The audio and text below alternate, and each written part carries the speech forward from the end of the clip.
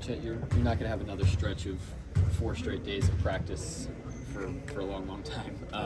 What are you trying to get out of this stretch of days here, and what's most important for you individually and as the team to try to get out of this? Really just kind of find the rhythm out there. We're getting up and down a good bit. Kind of get our legs under us, find the rhythm as a team with everything we're trying to do. A lot of similar stuff, a lot of new stuff.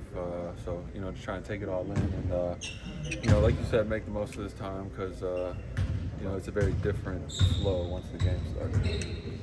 It's got to be the most continuity from one year to the next that you've maybe had in a team ever. High school seniors graduate, and you're not a Gonzaga alum. So just wondering what this is like for you to have basically the whole group back together. It's great. Not only is it great to see similar faces, that you've played with already, but it's especially great with this group of guys. There's no group of guys that I'd rather, see year after year. So I'm happy a lot of us are back and we're able to keep things rolling.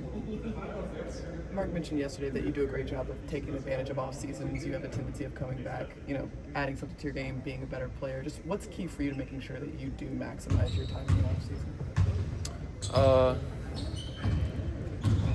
A lot of people use the off season to do what they can't do in season lifestyle wise. I use the off season to do what I can't do in season basketball wise. So there's a lot of things you can't work on. Just because there's so many games, there's only so much energy that you can expend, and you have to save as much as you can for the games to really leave it all out there. So in the off season, I'm really able to get after it on the court. Kind of look at what what I needed to get better at from the season, project what I'm going to need in the future. And then really just work on my body, my nutrition. It's really hard in season with travel and how many games you play and everything. But in the off season, I try to stay in one spot. For as much as I can. Obviously, there's obligations and family stuff and things in the off season that pop up. But for the most part, especially during the week, I'm in one spot. Going through my daily routine, and I'm kind of just focused on basketball throughout the day. And everything else fits around that. It doesn't replace it. So that's kind of my philosophy. What advice have you offered Sorber as he goes through this rehab this season? Yeah, I just told him to one, it's going to get really mundane. It's a process. It's coming in, doing the same thing every day, and every day you slowly do more and more, but from day to day, it's not big changes. When you look back 2 months, it's like I've come a long way, but, if you look forward to the next day, it's like I'm doing the same thing tomorrow. So it can get frustrating. Told him to just stay in it. Really rely on the people here.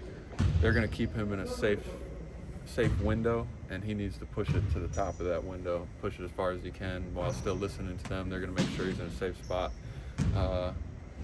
But you really just have to be okay taking your time through it. I haven't spent a lot of time around him, but I was the type of person, I just wanted to finish the whole rehab in one day. So, I just told him, you got to really just stay in it, no matter how frustrating it gets. I saw you had a post recently of you on a beach somewhere saying you miss OKC. Just aside from wanting to get back here and play basketball, what is it about this place, this community that has you itching to come back here after a couple months? A couple things. The people out here are great. It's a whole different reaction now. I was just at one of the OU football games, and before you kind of just walk in, stand in the end zone, and hang out, and it's just not possible to do that anymore, just with the reaction that you get from people, which is, it's amazing. It truly shows how much they care, how much they appreciate what we're trying to do here for the city. And on top of that, I just got done remodeling my crib, so I miss my house and my dog too, and my family. My sisters live out here, so it's good to kind of just get back to the normal flow of things. Chet, they asked, hang out. I'm sorry. They asked about Sorber. Tobic went through it last year too. What have you noticed from him and how far he's come?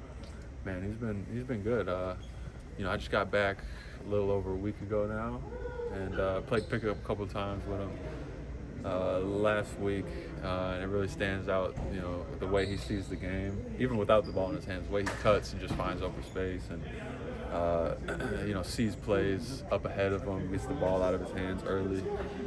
It's impressive, you know, from a young guy, but, you know, that's what kind of got him noticed in the first place, was his ability to see and read the game. So, you know, I wasn't really surprised by it, but, you know, I'm definitely, you know, impressed with his ability to kind of, you know, just kind of play the game and let things come to him. So, you know, he's going to continue to get better and better. He's young. You know, obviously hasn't played a game yet. You know, similar situation to what I was in, and you know, he's gonna continue to improve. You know, very fast. He wants to get better. He has a serious approach to the game, so I'm impressed by him.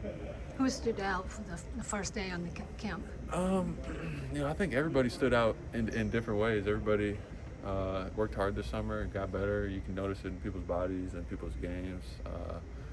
You know, I think everybody looked good today. Everybody looked fresh, ready to go. So it's exciting. Anybody else?